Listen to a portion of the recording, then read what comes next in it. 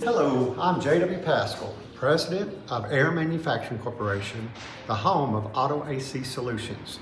Today I'm going to talk to you about our Sanden rotary style compressor conversion from the old York Tecumseh style compressors that were used on many of your old Fords, Lincolns, and Mercurys from 1961 all the way up to 1980.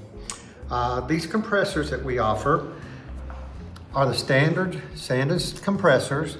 However, with this new plate and new back head, these fittings are the same as you would have on the screw-on type fittings off your York or Tecumseh compressor. You simply take the original service valve that was on your York compressor, it comes off and goes straight to the new compressor. This kit also comes with a mounting bracket that will fit to the original factory bracket and then fits to this compressor, allowing you to completely change out the system.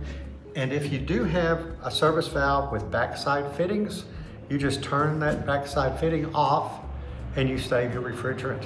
And when you reattach it, just turn it back on.